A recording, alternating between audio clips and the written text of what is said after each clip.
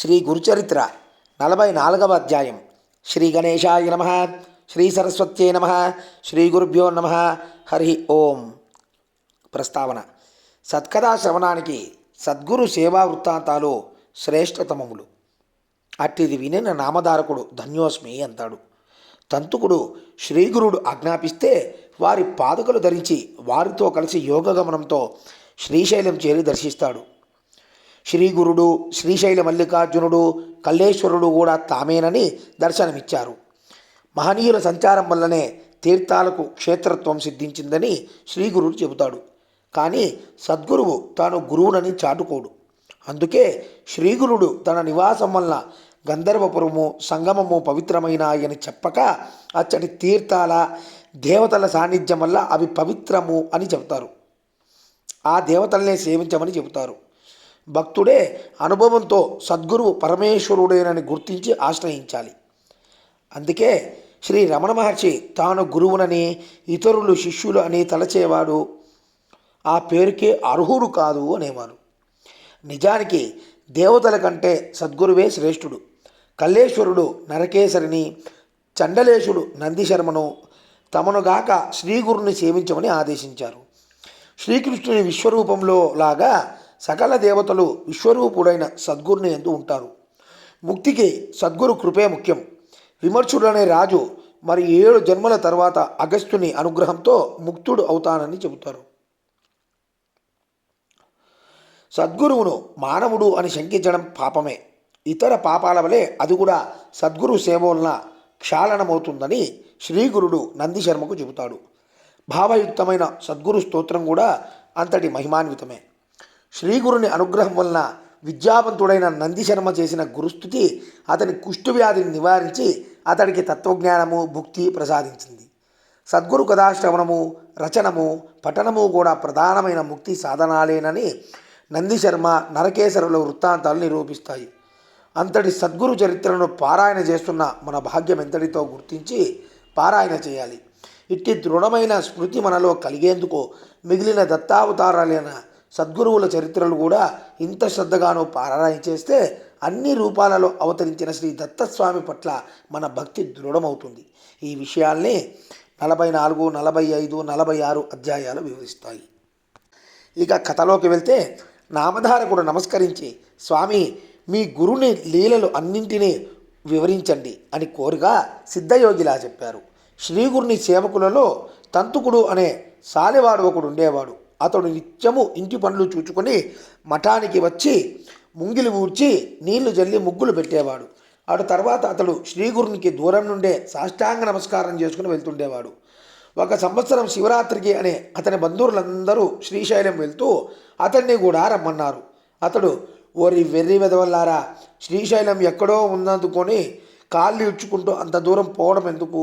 శ్రీగురుని మఠానికి మించిన శ్రీశైలం వేరే ఎక్కడైనా ఉన్నదా? శ్రీగురుడు కాకుండా వేరొక మల్లికార్జునుడు ఉన్నాడా ఏమి? నేను ఆయన మఠాన్ని విడిచి వేరెక్కడికి రాను అన్నాడు. అతన్ని ఏమీ తెలియని మూర్ఖుడు అని పరిహసించి వాళ్ళందరూ యాత్రకు వెళ్ళిపోయారు. అతడు వాళ్ళందరినీ సాగనంపి గురుసేవ చేయడానికి మఠానికి చేరుకున్నారు. స్వామి అతన్ని పలకరించి, నాయనా, మీ వాళ్ళందరూ శ్రీశైలం యాత్రకు పోతుంటే నీ ఒక్కడివే వెళ్లకుండా ఉండిపోయావేమి అని అడిగారు. తంతుకుడు చేతులు కట్టుకుని, మహాత్మా, మా వాళ్ళందరూ మూర్ఖత్వం వల్ల ఆ క్షేత్రంలో ఉన్న ఒక రాయిని చూడ్డానికి వెళ్ళారు కానీ మీ పాదాలలోని క్షేత్రమేమున్నది అని చెప్పి నమస్కరించి తన నిత్యసేవకు ఉపక్రమించాడు. తర్వాత శివరాత్రి వచ్చింది. తంతుకుడు ఆనాడు ఉపవాసం ఉండదలిచి మధ్యాహ్నం సంగమానికి వెళ్ళి స్నానం చేశాడు. అక్కడ అనుష్ఠానానికి వచ్చి ఉన్న శ్రీగురునికి నమస్కరించి ఒక ప్రక్కగా ఆయన పక్క కూర్చున్నాడు. కొద్దిసేపటికి స్వామికి అతనిపై దయ కలిగి, ఏమిరా, మీ ఇంట్లో అందరూ మల్లికార్జున స్వామి దర్శనానికి శ్రీశైలం వెళ్ళడం వలన ఇంట్లో పాపం నీ ఒక్కడివే ఉన్నావు కాబోలు.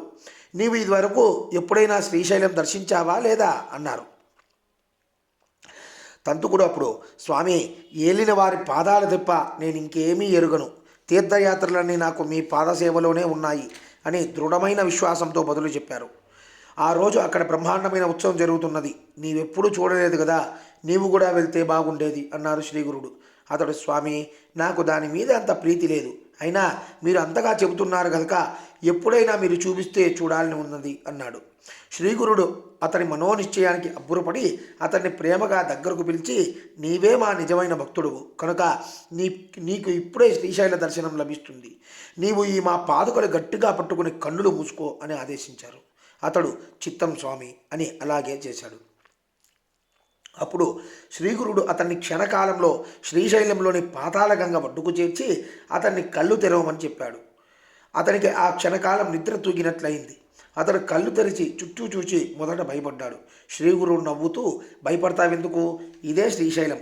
నీవు వెంటనే క్షౌరము స్నానము పూర్తి చేసుకుని మల్లికార్జున స్వామిని దర్శించుకునిరా పో అని హెచ్చరించారు. తంతుకుడు శ్రీగురునికి నమస్కరించి ఆయన చెప్పినవన్నీ పూర్తి చేసుకుని మల్లికార్జునుని దర్శనానికి వెళ్తుండగా దారిలో ఒక చోట అతని బంధువులు ఎదురయ్యారు. వాళ్ళు అతన్ని చూచి ఆశ్చర్యపడి, ఏమయ్యా, నీకు ఆ స్వామి సేవ తప్ప మరే యాత్రలో అక్కర్లేదు అన్నవాడివి మళ్ళీ మా వెనుకనే ఈ క్షేత్రానికి వచ్చావేమి అని ఎగతాళి చేశారు. వారితో, నేను నిజం చెబుతున్నాను. ఇంతకు కొద్ది ముందే సంగమంలో స్నానం చేశాను. కానీ శ్రీగురుడు ఇంతలో నన్ను ఇక్కడకు తీసుకువచ్చారు. అంతేగాని నాకేమీ తెలియదు అన్నాడు. కానీ అతని మాటలు ఎవరూ నమ్మలేదు. వీడు మనకు కనిపించకుండా మన వెనుకనే వచ్చి ఉండాలి అనుకున్నారు. తంతుకుడు అదేమీ పట్టించుకోక గంధము, పువ్వులు, అక్షింతలు, బిల్వదళాలు తీసుకుని లింగార్చనకు వెళ్ళాడు. కానీ అక్కడ అతనికి మల్లికార్జున లింగానికి బదులు ఆ స్థానంలో శ్రీగురుడు దర్శనమిచ్చారు. అతడి భక్తులు అర్పిస్తున్న పూజలన్నీ ఆయనకే చెందుతున్నట్లు అతనికి దర్శనమైంది. అతడు మొదట ఒక క్షణకాలం ఆశ్చర్యచకితుడయ్యాడు. కానీ మరలా అంతలో తెలివి తెచ్చుకుని శ్రీగురుడు సాక్షాత్తు శంకరుడే కదా అని సమాధానపడ్డాడు. తర్వాత మల్లికార్జునికి పూజ చేసుకుని పొంగి పొర్లుతున్న సంతోషంతో పాతాళగంగ వద్దకు చేరాడు. శ్రీగురుడు అక్కడ యథాపూర్వమే కనిపించి, నీవింకా కొంతసేపు ఇక్కడ ఉండి మీ వాళ్ళతో కలిసి వస్తావా లేక మాతో వస్తావా అని అడిగారు. తంతుకుడు, మహాత్మా, నేడొక గొప్ప విచిత్రం చూచి వచ్చాను.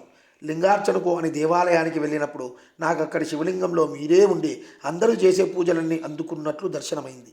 తల క్రింద కొండను ఉంచుకుని గులకరాల కోసం చుట్టూ గాలించే వారిలా దగ్గరనున్న మిమ్మల్ని విడిచి వీళ్ళంతా ఇంత దూరం ఎందుకు వస్తున్నారో నాకు తెలియడం లేదు.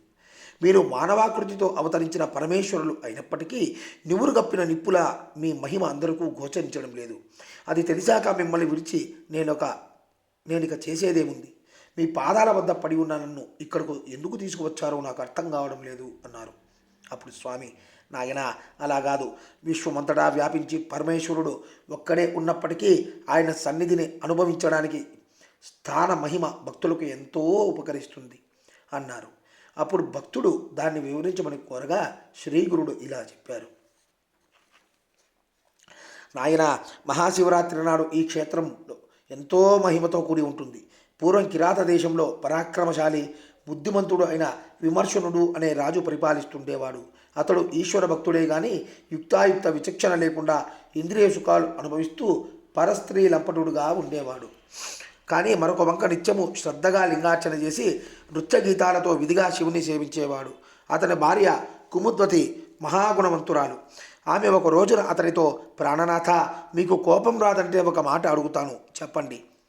ఆహార విహారాదులలో ఎట్టి నియమము పాటించిన మీకు ఇంత నిశ్చలమైన ఈశ్వర భక్తి ఎలా సాధ్యమైంది అని అడిగింది. రాజు నవ్వి ఇలా చెప్పాడు. ప్రేయసి, నా పూర్వజన్మ వృత్తాంతం చెబితే గాని నీకు ఈ సందేహం తీరదు. వెనుకటి జన్మలో నేను ఒక గొల్లవాని వాకిట్లో కుక్కగా జీవించాను. అప్పుడు ఒక మాఘమాసంలో మహాశివరాత్రి నాడు ఊర్లోని జనమంతా దైవదర్శనానికి అచ్చటి శివాలయానికి వెళ్ళారు. ఆనాడు అందరూ ఉపవసించాలి గనుక నా యజమాని కూడా అన్నం వండుకోలేదు, నాకు పెట్టనూ లేదు. అందువల్ల అందరితో పాటు నేను కూడా ఉపవాసం ఉండవలసి వచ్చింది. ఆనాడు ప్రదోష సమయంలో ఆ ఇంటి వారందరూ శివాలయానికి వెళ్తుంటే నేను కూడా తోక ఆడించుకుంటూ దారిలో పులిస్తరాకుల కోసం వెతుక్కుంటూ వారి వెంట వెళ్ళాను. గ్రామస్తులందరూ తలొక దివిటి చేత పట్టుకుని శివనామ సంకీర్తనం చేస్తూ ఆలయానికి ప్రదక్షిణ చేస్తున్నారు. నేను ఆకలికి ఓర్వలేక తినడానికి ఏమైనా దొరుకుతుంది అన్న ఆశతో ఆ గుడిలోకి ప్రవేశించాను. ఆ గుడిలోకి ప్రవేశించి అన్ని మూలలా తిరుగుతున్నాను. నేను లోపలికి చూచేసరికి అచ్చటి శివలింగం నా కంటబడింది. ఇంతలో పూజ చేస్తున్న అర్చకులు నన్ను చూసి కుక్కను కొట్టండి అని కేకలు వేశారు. నేను పారిపోవాలని చూచాను కానీ సింహద్వారం దగ్గర సందు లేకుండా జనం మూగడంతో నాకు దారి చిక్కలేదు. కొందరు కర్రలు చేతపట్టుకుని తరుముతుంటే నేను వారి బారి నుండి తప్పించుకోవాలని 3 సార్లు ఆలయం చుట్టూ పరిగెత్తాను. చివరికి అచ్చటి జనం నన్ను బలంగా బాధటంతో నేను ద్వారం వద్ద పడిపోయి ప్రాణం విడిచాను. ఆ రీతిన నేను తెలియకనే ఉపవాసం ఉండి శివపూజ దర్శించి ప్రదక్షిణలు చేసిన పుణ్యం అర్జించాను. ఆలయ ద్వారం వద్ద నిలిచిన వారి చేతిలోని దివిటీలను దర్శించి శివుని సన్నిధిలో ప్రాణం విడిచాను. అందువల్లనే నాకిప్పుడు ఇంత మాత్రమైన జ్ఞానము రాజ్యము లభించాయి. అయినప్పటికీ నాటి కుక్క బుద్ధి మాత్రం నన్ను ఇంకా వదలలేదు.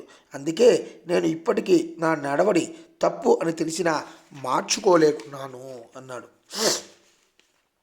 కుముద్వతి ఆ వృత్తాంతం విని ఆశ్చర్యపడి అతని పాదాలకు నమస్కరించి, ప్రాణనాథ, శివానుగ్రహం వలన మీరు సర్వజ్ఞులయ్యారు. దయతో నా వెనుకటి జన్మల గురించి తెలపండి అని వేడుకున్నది.